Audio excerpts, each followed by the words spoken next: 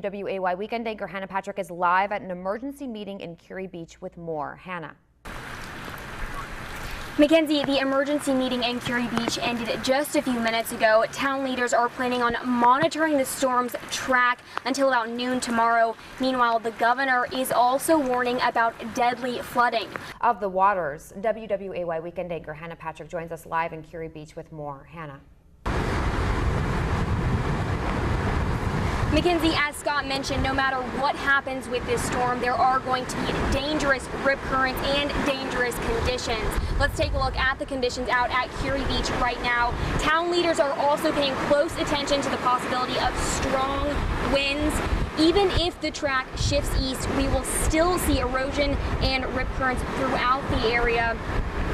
For more information on this storm, stay with WWAY and the Storm Track 3 on our website, WWAYTV3.com. Live in Curie Beach, Hannah Patrick, WWAY News Channel 3. Mackenzie. Preparing their coast for storm damage. Yeah, earlier today, the governor declared a state of emergency across the state as Hurricane Joaquin churns in the Atlantic. WWAY weekend anchor Hannah Patrick is live in Curie Beach with more details from state and local leaders. Hannah.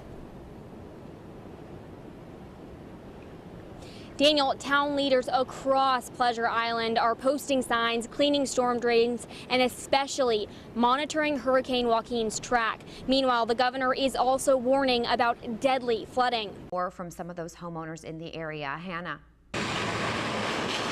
Mackenzie, earlier this afternoon, this entire road was flooded in some parts past my knee. Police have opened up these streets for the most part, but the fire department did have to evacuate some homeowners in the 1700 block of care. Owners have been waiting at the end of the street for all of this to go down just so they can get back into their homes. But again, with more rain and high tides, this street could see even more extreme flooding.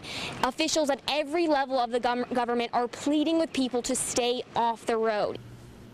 Randy, New Hanover and Brunswick County Dispatch say things have been pretty quiet overnight, but there are still several areas that are experiencing flooding. Here in Brunswick County, 133 is still closed from Funston Road to Orton Plantation. Areas of the coast are also still seeing tidal flooding. Brunswick County officials are comparing the amount of rain we are getting to Hurricane Floyd. WWAY weekend anchor Hannah Patrick is live in Brunswick County with more details from emergency services. Hannah. Mackenzie, we are driving south on Highway 17 near Shallotte. We've been driving significantly underneath the speed limit because of the amount of water on the roads. Several areas are still experiencing flooding. Coastal areas are also still experiencing those tidal flooding. Officials at every level of the government are pleading the public to stay off the roads. If you have to drive for some reason, avoid standing water. She joins us live now in Brunswick County. Hannah. Randy, we are on Main Street in Sunset Beach. The rain is coming down, the wind, we can feel it. The water still on a lot of the streets out here and on Highway 17 coming in. Ocean Isle Beach Road is closed. She's live in Brunswick County. Hannah?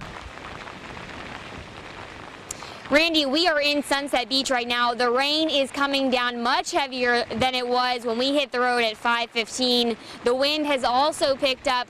We spoke with a police officer. He says the standing water on the ground is not as bad as it has been in the last day and will be later today. Low tide is just about right now. High tide this afternoon around 2 o'clock could bring more impassable roads. Highway 17 is open, but NC 133 and Ocean Isle Beach Road are still closed right now. Businesses and schools are closed today. Officials say avoid the road if possible, and if you have to drive, avoid standing water. Live in Sunset Beach, Hannah Patrick, WWAY News Channel 3. Gabrielle. And WWAY is keeping a close eye on the Cape Fear region today. Weekend anchor Hannah Patrick has been monitoring conditions all morning in Brunswick County. She joins us now live. Hannah?